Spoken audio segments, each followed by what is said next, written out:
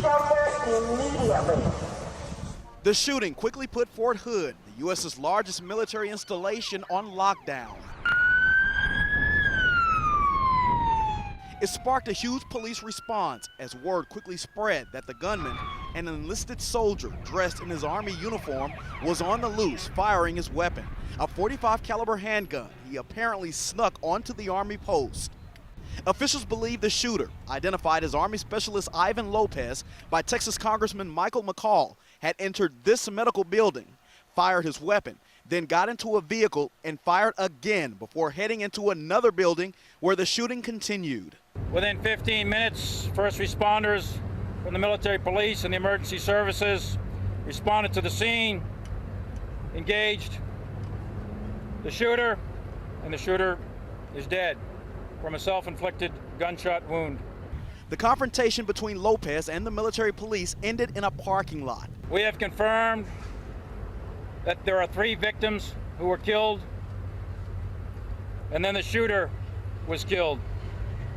And there are 16 injured, being treated at Scott and White and here at Darnell. 9 of the injured, some in critical condition, were quickly transported by ground and air to nearby hospitals.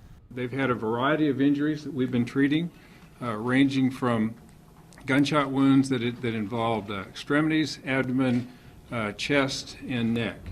For the thousands living and working at Fort Hood, the violence was a stark reminder of 2009, when Army Major Nadal Hassan's shooting rampage left 13 dead and 32 wounded.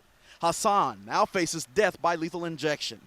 As authorities look for a motive, they do not believe there is a link to terrorism, but more is being known about Lopez, including that he served in Iraq in 2011, was married, had been undergoing treatment for depression, and was being evaluated for post-traumatic stress disorder. And let's speak to Brandon live in Fort Hood. What more are you hearing about this? What other details are emerging?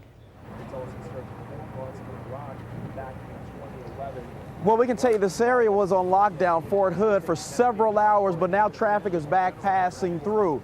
But it still will not be business as usual, as several physical activities scheduled today here will be canceled.